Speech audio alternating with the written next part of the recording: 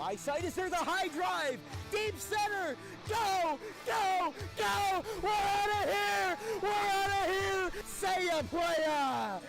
Just like they drew it up in Hollywood, Caladros, the 3-2, swing and a miss! And the Audubon Green Wave have upset the Kingsway Dragons! And this is it for good! The Audubon Green Wave are back in the Final Four!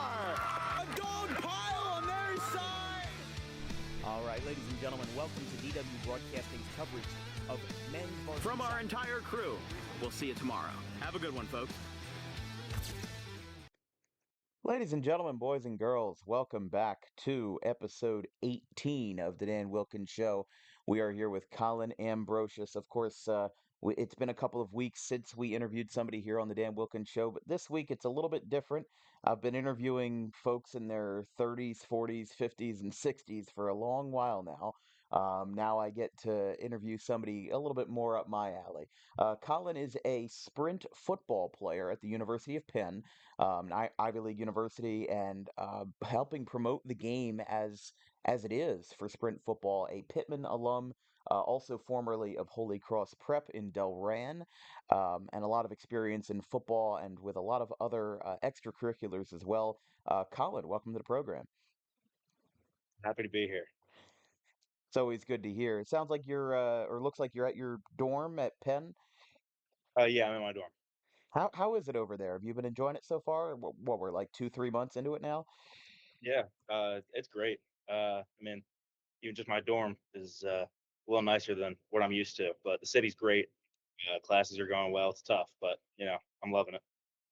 We'll talk about Penn at a more detailed rate in a little bit, but a lot of what I like to do for these interviews is very chronological, and the first question I almost always ask goes right back to the beginning, of how did you get into football? Did you have any early inspirations? Did you have any prior motives or aspirations for getting into football, especially at a young age? Well, definitely just from just kind of putting myself out there a little bit. Like sports has always been really big part of my life and my family's life as well. My dad played baseball here at Penn. So baseball was a big part of my life, but football was the thing that was always, it was always my favorite. I remember at Total Turf playing in the flag football leagues and 7-on-7 leagues since I think middle school. And back then I was still playing quarterback. So I've been playing football for 8, 9 years now. I've been playing forever. And of course, with that as well, like you said, total turf. That's always a big commodity around here. I drive by it all the time when I go to Pitman, and I just see this giant building on my right as I'm driving out of Mantua and into Pitman on Lambs Road. Um, it's always fun, and it's a very small town that you've been in for a while now.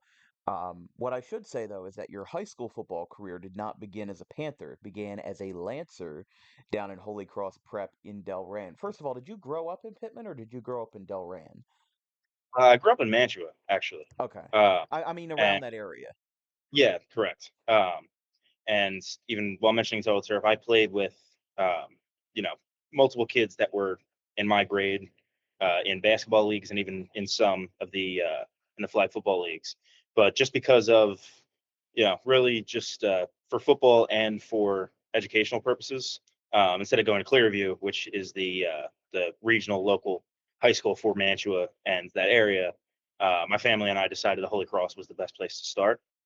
Um, I think it got to a certain point where I definitely was looking for other opportunities, both educational and athletic, that I think that Pittman more than provided, and I was extremely happy to be there. And I was gonna say one of my questions that I had later on in this, and not too far later on in this Google Doc that I have written up, was what prompted you to move to Pittman for your senior year. But just talk about Holy Cross for a little bit more because you grew up in Mantua, then you had to go all the way up to Delran. I mean, even from where I live in Audubon, that's a good 25, 30 minutes every day. You have to add that extra 55 commute up there. That adds another 15, 20 minutes. Did the commute get to be a little much going to Holy Cross? That's almost 40 minutes away from Pittman.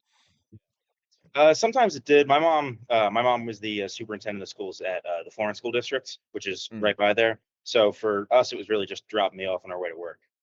that's fair. And I think, yeah, and I think at first, some of the introductory courses that I was taking at Holy Cross definitely set me on a path educationally that really benefited me.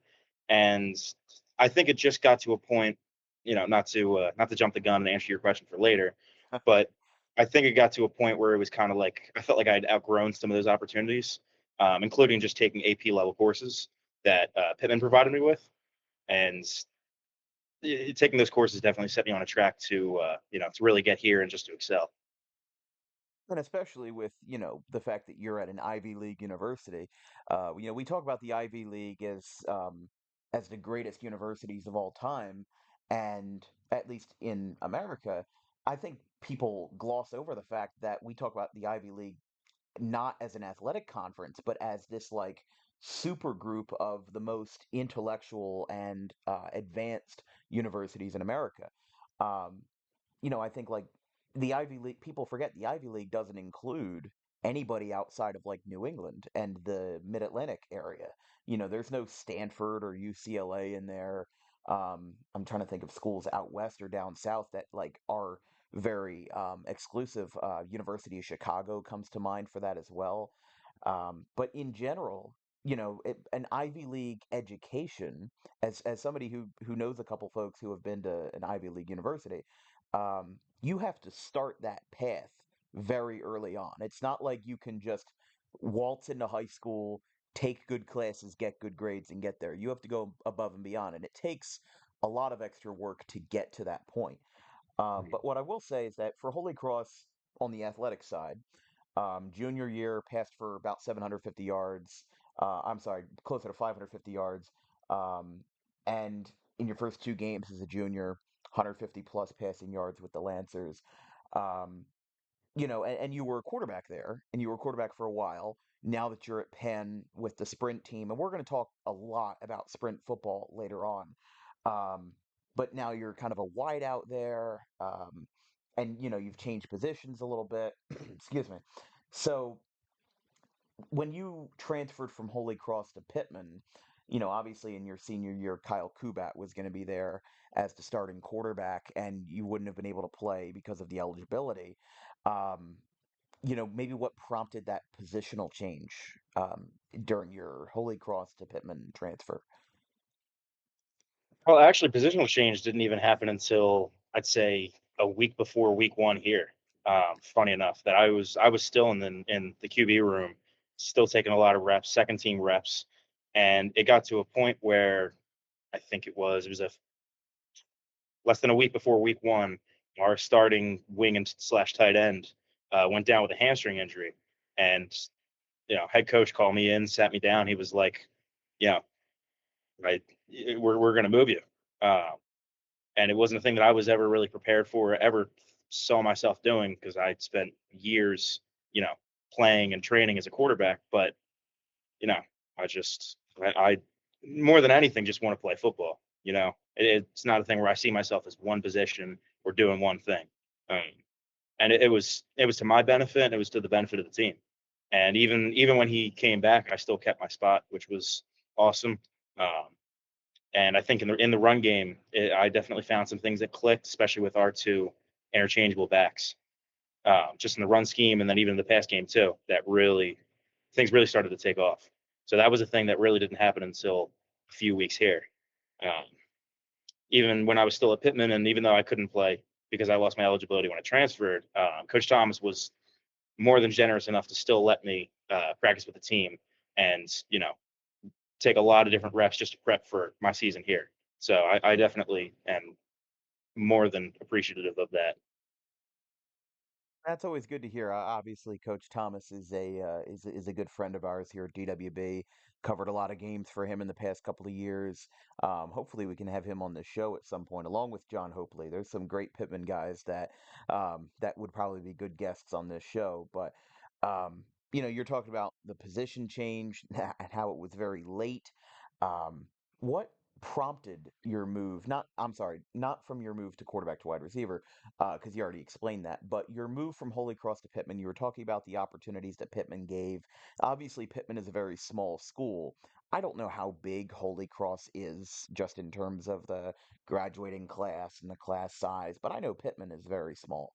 Mhm. My graduating class when I graduated from Audubon was 134 last year, and I don't know if it was this year, but I know 2 years ago somebody told me Pittman's was 97 or 98.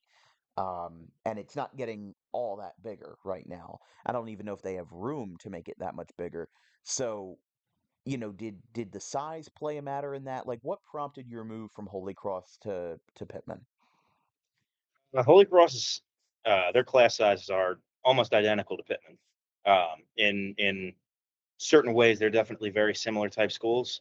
Um, I would say about halfway through my junior year, and I was doing very well in my classes, but looking to the future in the classes that I was going to be taking my senior year, um, especially with classes like AP Biology and AP Calc.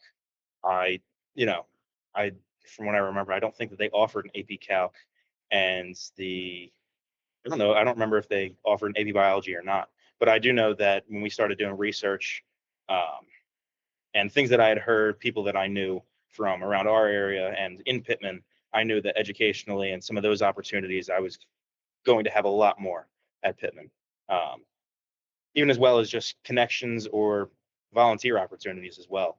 I definitely found that I started to excel a lot more, even more than just sports, and really kind of finding myself and kind of really following down that track that I always wanted to do.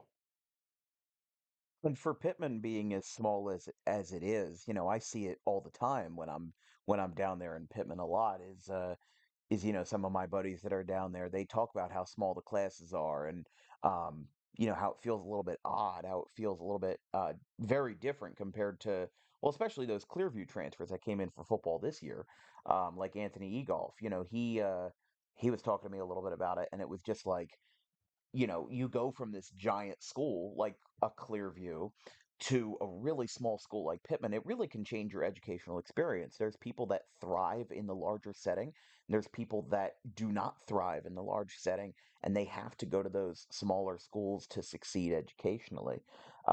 So, with that move, as you said, you lost eligibility for football, couldn't play your senior year of football, and because of your commitment to Penn and to sprint football, excuse me, you decided to forego your senior season of baseball as well, and the only sport that you played was basketball. How difficult was that, just emotionally, to go from three sports to one? And not only that, in your senior season as well, a senior season for any athlete of any kind is an emotional one where you play your final game, you have your final snap, and you take your final at bat. You didn't get those opportunities, but for baseball, you did it voluntarily to prepare for Penn. What was that thought process like?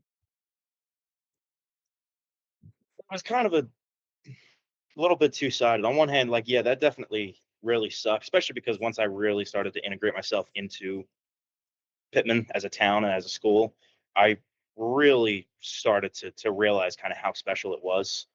To me, it was really more than just a town and just a school. Like it was a place that I truly did see myself as a part of, as a Pittman person. But as much as it really did suck not having those final type moments, I mean, the only thing I could really think about was, about what really came next. I mean, I was appreciative that, like, for everybody else that I was playing with, that their time on the field was over, and mine was only halfway done. I still had another 4 years. So my thought process, especially once it got around to baseball season, and I really wanted to like lock in and just get to the point where I felt like I could get in the field and succeed right away, even as a freshman. Um, like I wanted to take advantage of every chance that I had. Yeah, I mean that's a good point because you played Pittman baseball for 1 year. I believe you also played baseball at Holy Cross for a couple of years as well, and you also played basketball for Pittman, helped them with their sectional championship. um, over Kip Cooper. That was a big moment for you guys, and it really showed the resilience that Pittman has. Is that they're a small town that can come together, even if you're not from there. I'm not from Pittman. I've only started living for the most part in Pitman since August. And I walk down Broadway and I go into Mama Marie's for breakfast, and the guy at the counter knows me, and the guy behind the counter making my sandwich with the blonde hair, he's making my sandwich, and he's like, "Good morning, Dan," and I'm just like, "Good morning to you." It's fun down there. Uh, People love it. And even if you're not from there, they welcome you with open arms if you're just a good person. And I don't know that many towns that are like that, and that's why I keep coming back to Pittman, because it's so darn good. But what I will say is, not only did that make an emotional impact for you to go from three sports to one, from football, basketball, baseball to just basketball, that also seems to kind of allow you to have some more time in the training part of it, because you're preparing for football, you're only playing basketball, and you have the spring open. And with football, obviously you couldn't play, but you were talking about Chris Thomas, who allowed you to practice with the team to get some more reps. So how did your training regimen and your not your routine, but just your I guess your allotment of I'm sorry, allocation of time apply and change now that you only were playing one sport instead of three? Because that's a big shift. Mhm. It was definitely tough. I still remember, even like as an underclass, my Holy Cross days, those like 2 or 3 weeks in between the seasons were really tough to try to find, how to keep myself busy. And when after post basketball season, my senior year, and it really hit that, like, okay, now what do I do? But I really just it was a lot of lifting, a lot of running, cone drills, accuracy when I was still, playing to play quarterback. Um, yeah, I mean, I still do, just because it's I'm so used to. I still get up early. I still run. I still go to the gym, even just by myself, outside of just team lifts. Um, Penn Park here is usually pretty open, especially around midday. So sometimes I'll go over there myself just to do, sprints or just route running technique, stuff like that. I actually didn't realize until recently how beneficial that was to me, and especially to the, unforeseen positional change. I definitely working on my explosiveness and my speed in the spring and in the summer.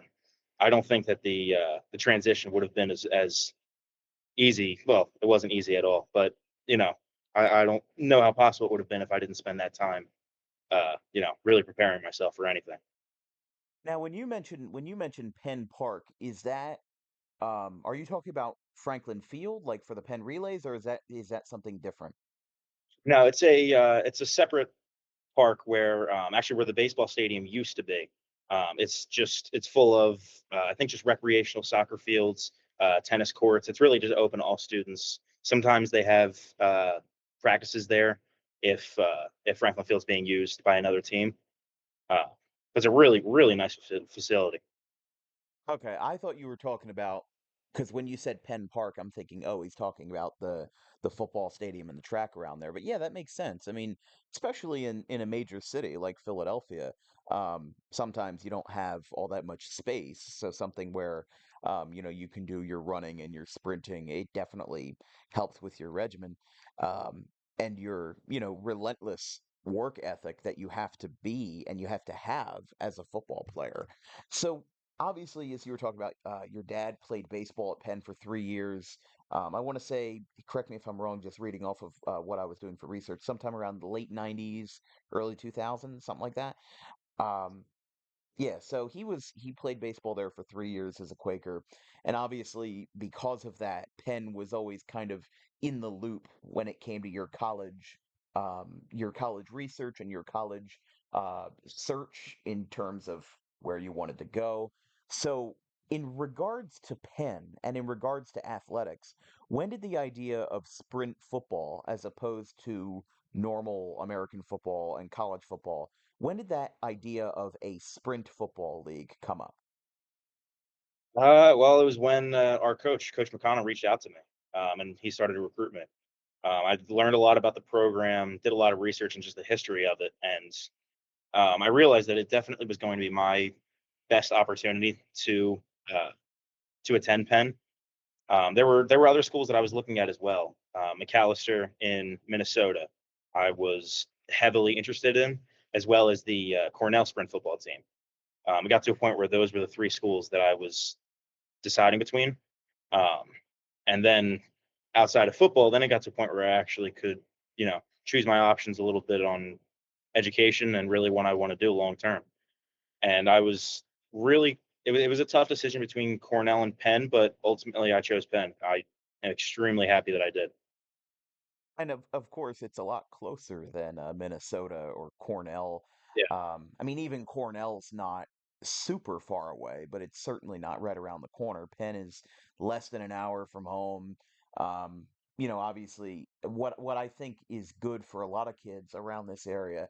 I know a lot of people that went to my high school. They're going to Temple, LaSalle, Drexel, or even Rutgers and Rider up in Central Jersey. I think it's becoming more popular now. Instead of just going as far away as possible, they're staying closer to home. But like for you, for example, you're on college campus right now, you're at your dorm. But if you needed to, you could go home and you could be with your family, you could be with your friends. Um, when I was in my college search, I guess you could say, there were a couple schools in Ohio and in the Midwest we were looking at for sports communications, Ohio and Kent State being two of them.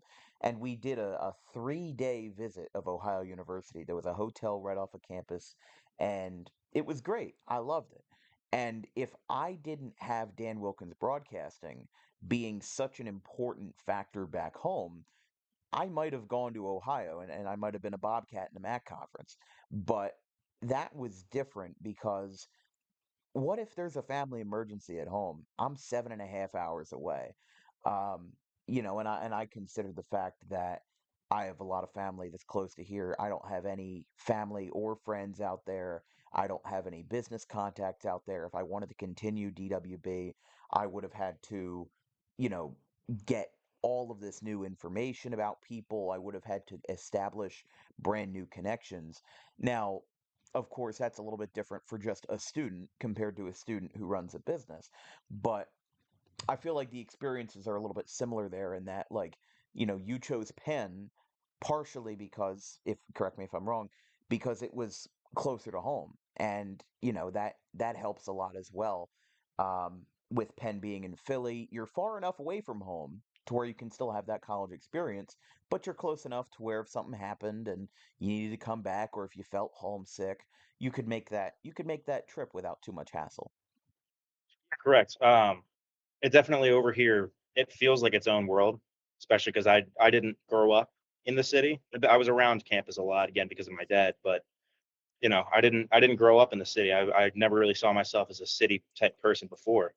But yeah, it's far enough away that it feels like its own world, but it is close enough that for whatever reason I would be able to go home if I need to. But I have also limited myself and made myself stay here instead of just coming home every other weekend or stuff like that to see friends and family because it really does take away from the experience, you know. And Uh, and there's some people that are like that. And I think, I have a couple buddies who are up in North Jersey at like Montclair State and Keene and stuff like that. Or even some that are further out in PA at like Slippery Rock and Penn State. And, some of the things that I hear is they get homesick and they want to come home. Um, and they kind of they're kind of on the fence about it because as you said, it kind of takes away from that experience a little bit where some people, their brains are wired in the way where they just want to rip off the band-aid and be independent. And not everybody wants that immediately, and not everybody needs that. And it's a person by person basis, whether you want to live on campus or whether you want to, go home every weekend and, do things your own way. I think that's the great thing about college is that you are independent in being independent. That if you wanted to go home every weekend, you could if you wanted to, but you're choosing not to. That's independence in its own way. And for the roommates or the people in other buildings that do go home every weekend to their friends and family, that's an independent choice of their own. So there are layers to that that really enhance the college experience, whether you're staying on campus all the time or not. But moving along a little bit as we get deeper into this sprint football conversation, Did you at all consider trying out for the, or at least walking on to the original Penn Quakers football team instead of the sprint team at first, or did you just want the sprint team at the beginning? Absolutely. Uh, I mean, I've been, a Penn fan for as long as I can remember. I still remember doing the camp 2 summers ago. Uh, that was that was definitely a great experience. But seeing some of the players there was just otherworldly. Some of the best players in the country. Seeing them perform right in front of me was just insane. And I still do in a sense. I mean, my goal, in my 4 years here is to either earn a spot to be able to walk on to the uh, to the regular team, to the fat boys team, as we call them, or or just be one of the best sprint football players that I can. Yeah, that's always a good goal to have. Is that right now you're still playing football. There's not a lot of love for JV football at the college level. There is club football teams, and they run the same rules as the regular college football does. But your game that you play, it's under the same rules, but it is different in a way, mostly because of the specifications that are needed. Now, just for the viewers at home. Sprint football, it's been around since before World War II. Penn adopted sprint football in 1934, and it's been around since around the 1910s or 1920s. And it plays under the same rules as American football. The biggest difference, though, all players must be under 178 pounds and have at least 5% body fat. That's just from the Wikipedia article, and it used to be 150 pounds. They've upped that to 178. And a direct quote from that Wikipedia article, again, as I was doing research, the end result of these weight restrictions is an emphasis on speed and agility rather than on size and strength. So, with that being said, what drew you to sprint football and what made you like that program? Um, in all honesty, it was my size. That's been the thing that even recruiting wise really held me back from being recruited to really a top school. And as much as at first that definitely was a bit of you know a hurtful reality check, I'm actually kind of glad in the sense that it that's the way that things worked out because I'm really happy to be here. Um, but in terms of even just the restrictions and the way that the game is played in the sprint league, is everything is very fast paced. Um, I watched a NFL Films segment on sprint football from I believe 2003, and the emphasis was on Penn's football sprint football team. And I think one of the quotes, it was talking about how nothing is guaranteed offensively and defensively. That a D lineman could be just as fast as the offense's starting running back. You know, and it's in that sense it's almost a slightly different game. Everything is very fast paced. So do you by fast paced, obviously you mean the players being fast, like the lineman being as fast as the running back. Do you also mean in terms of just how fast the game goes? Because of like I look at an NFL game and they last for 4 15-minute quarters. It's almost a 3 hour game for 1 hour of football. And that's just because of how much passing there is. Now, of course, I looked at your individual stats for Penn with your receiving yards and stuff like that. But I didn't have a chance to look back at like, how many rushes they do versus the NFL or how many passes they do compared to the NFL or just college football in general. Um, would you say that's true that it runs faster or by fast paced you just mean the players? It's mostly just the players, but it does feel in a sense the game does move fast. I mean, regulation, you know, quarters and everything else, like you said, is exactly the same as uh, as Penn's varsity team. But um, yeah, well, talking individual stats, we definitely, because we were up big in a lot of our games, especially for the majority of the season, other than really just the last 2 games of the season. We, we kept the ball on the ground a lot, mostly because for a while that's what was working, but also because we, were just looking to kill clock and extend our lead for a while. And I like what you said earlier about um, about how that was kind of a hurtful reality check when you were being recruited, was that, your size ended up actually hampering your recruiting as a quarterback. And then, of course, a week before you start playing at Penn, you get a call into the coach's office and you've got to move positions. Um, how did you work through that adversity of, playing a position that you did not train, or I should say, did not train exclusively for? Obviously, you train to be an athlete, but you were training to be a quarterback. And going into Penn, going to be a Quaker in the fall of 2024, you were training yourself to be a quarterback. Um, how did you overcome that adversity of switching positions? At first, it was a little tough, just again because I always saw myself as a quarterback. But at the same time, it was also like, there was an opportunity in front of me, and I wasn't going to let it pass by. I mean, if I was able to play as a freshman, even more than just special teams like that, really was everything I had ever wanted. And it wasn't about just positions or whatever I saw myself as. It was, at the end of the day, I just love football and I just want to play football.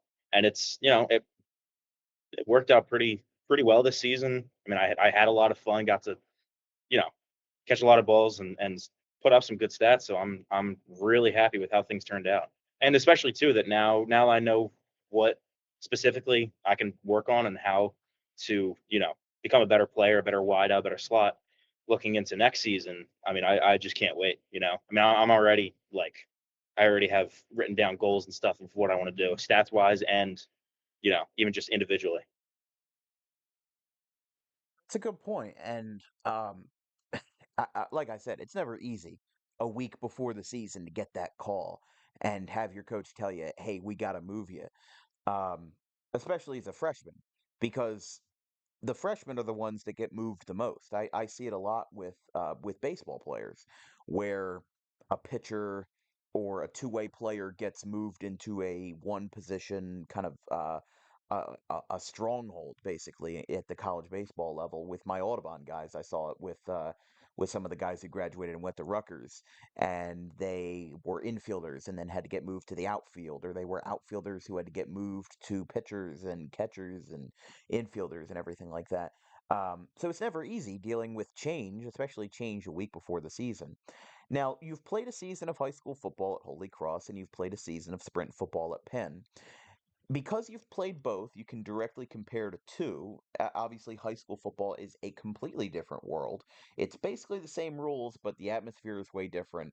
The competitiveness is way different, and your opponents are way different.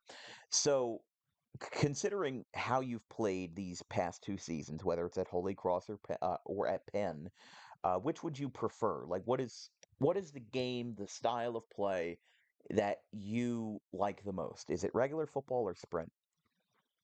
I would definitely say sprint. I mean, like you said, it's a completely different atmosphere, and in a lot of ways, it's almost a completely different game.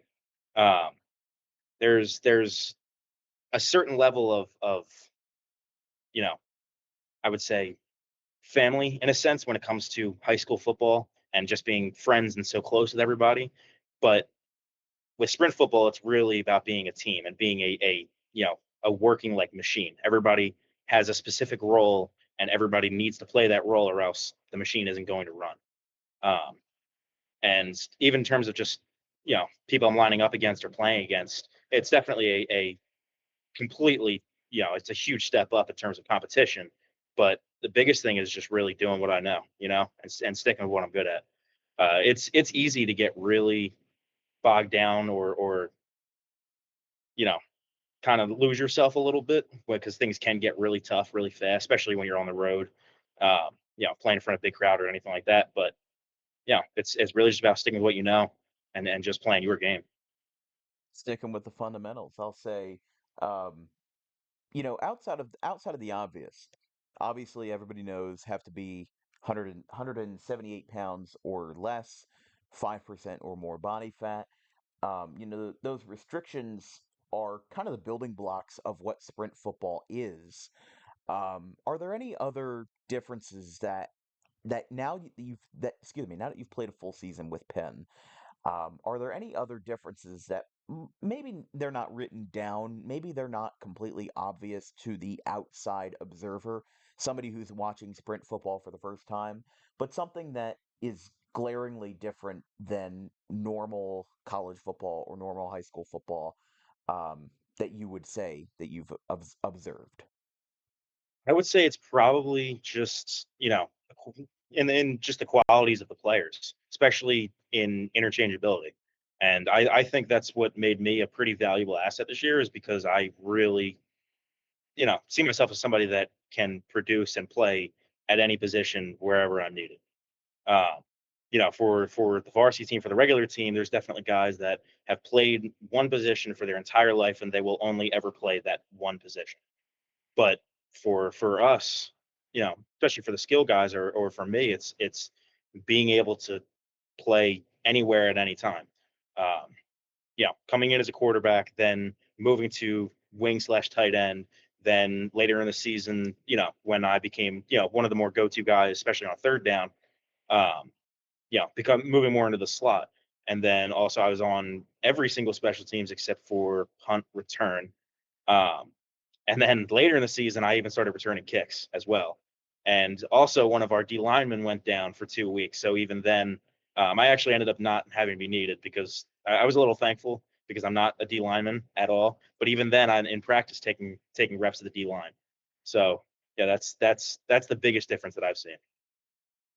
It's a good point where I think a lot of people don't realize that, those restrictions are in place where you have to be less than 178 pounds and 5% body fat. But I think people don't realize how versatile that forces the players to be. I think of it from from the little footage that I've watched of kind of like seeing 22 Taysom Hills on the field, where everybody is just an athlete and everybody is just in it to win it. They don't care whether they're passing the ball, running the ball, or they could line up on defensive tackle for all I care. That's the best analogy I've seen, especially for the viewers at home, of sprint football. So I'm glad you got a chuckle out of that. Now, I should say, sprint football is nothing new. It's been around for a while. It's been around since at least the 1920s or 30s. Sprint football in Penn started in 1934. And there's a couple of other schools like Cornell, Navy, of course, two schools that you've played this year, that are represented in the CSFL for the Sprint Football League, the Collegiate Sprint Football League. There are 9 total schools. Now, there was another sprint football league called the MSFL in the Midwest that also has a Division One school in Bellarmine, the Bellarmine Knights. That they're in that conference, and there's 7 total schools there. So between the two conferences in the Midwest, in Indiana, Michigan, stuff like that, there's 7 schools out there, 9 schools in the New England slash East Coast. That gives you 16 teams. Um, and I think it's interesting that just from what I've seen from these two leagues, first of all, the Midwestern League is incredibly new. It only started 2 years ago, and you guys have been around. The CSFL has been around in one form or another since the 1930s. So, with there only being 16 colleges in the country that have a organized and full sprint football team, what do you think can be done to grow the game? What do you think can be done to add on to the popularity that sprint football has and maybe improve participation and membership in the sport? Honestly, I think it's the thing that we got to keep doing what we're doing. I mean, it's like you said, the new conference has only been around for 2 years. I mean, sprint football is already starting to gain some traction. Even here, that surprisingly, the sprint team is a lot more popular than I thought it was going to be. I mean, talking to people, talking to girls and stuff here, I thought I was going to have to explain what sprint football was, but surprisingly, a lot of people, they follow it, especially when we were good this year.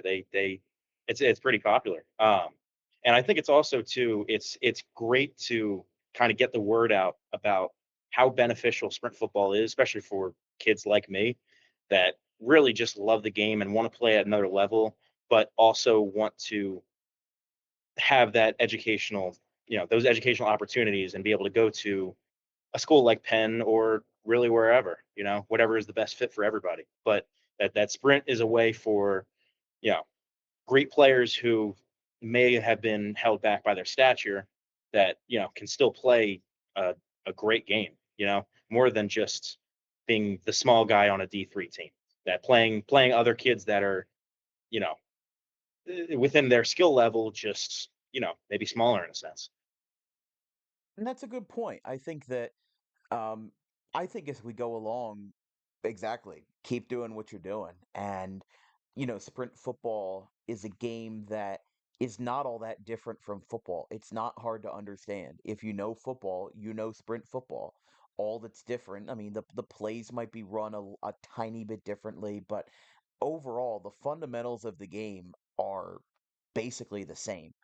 So, like I said, the only major difference, and this is the difference that has been, spoken about like a broken record tonight, is 178 pounds is the max and minimum 5% body fat. It doesn't rule out 95% of the population.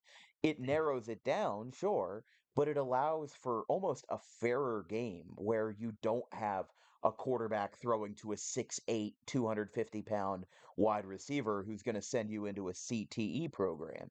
Um, the hardest hit that you're going to take is going to be of somebody who is of a very similar size to you. And if we know anything about how science works, that's a pretty favorable hit. So I like the fact that sprint football it's been around for a long time. Like you said, NFL Films did a documentary on it, or at least a little short film in 2003. That's 21 years ago at this point. People have been recognizing this game for a while, but it doesn't get talked about a lot. And I'll be honest, when I first was starting to do research on you a couple weeks ago, before I even reached out, um, I was confused because I looked at the Penn website and I'm like, there's no Colin Ambrosius on this roster. And I'm like, there's no number, there's no nothing. And I'm just like, and then the second thought came into my head. I'm like, this guy didn't even play at Pitman, yet he's playing Division One FCS football. How did that happen? And then we started talking about sprint football a little bit, um, and what that's about. I did my research into it. That just shows.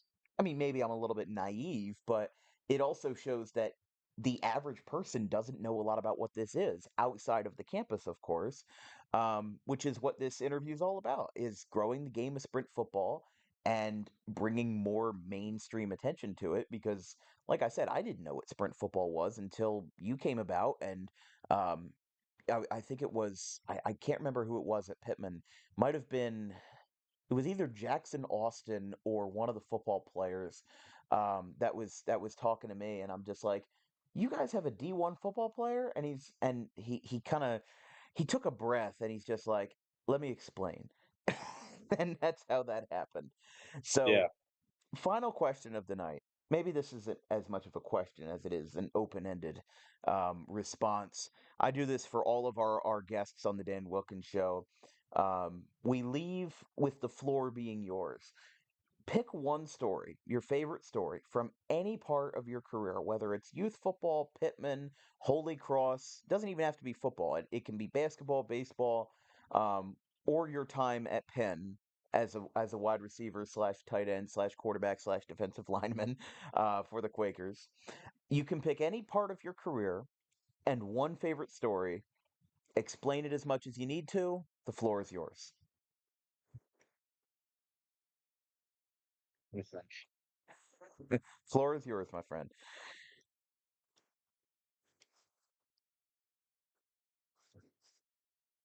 I would say actually that it would be that every game, whether it was home or away, looking up in the stands and then seeing my parents in my game. Um, and it was, I mean, that's really for all of my games, whether high school or here. But before in high school, like, I mean, that's great to see. Obviously, you want your parents to come to the games, and like that's great. But even being here and becoming one of the main players, and my parents taking the time to come to all the games and even travel, like going driving all the way up to Ithaca, New York, to come see me play, like that's everything to me. Like that is really my favorite memory. But Also, too, just kind of the bonds that I've made already, and also the respect that I've been able to gain just from other guys. Our last game, senior night, Matt McKillop, he was a D lineman, and Kyle, one of our receivers, they spoke to me a lot about how much I was able to really step up this year and how much I really kind of surprised them, and that really meant a lot. That even on their night, that was really the finale of their 4 year sprint football career, that they still made the time to to give their respects to me. That really is one of my favorite memories as well. It's more than playing football. It's all about who you know and the amazing connections you make along the way. And obviously, 2025 is only a month and a half away. And of course, you'll be training for that sprint football season any day now. So, Colin, I appreciate your time. This interview was a little bit shorter than what I had, but I still had 13 questions written down, and you answered them excellently. Um, we wish you the best in your sprint football campaigns going forward, and hopefully we'll be able to catch you at Franklin Field sometime in 2025. Yeah, that'd be awesome. We appreciate it. Colin, thank you so much. Our next guest next week, Mike McEwen, the head coach of Collingswood football and a head organizer of the Battle at the Beach summer football tournament down in Ocean City. It is an excellent thing. We're going to be talking to him sometime this weekend, and the interview will be published next week. From our entire crew here at DWB, I'm Dan Wilkins with our guest, Colin Ambrosius. This has been episode 18 of the Dan Wilkins Show. We'll see you guys next week. Have a good one.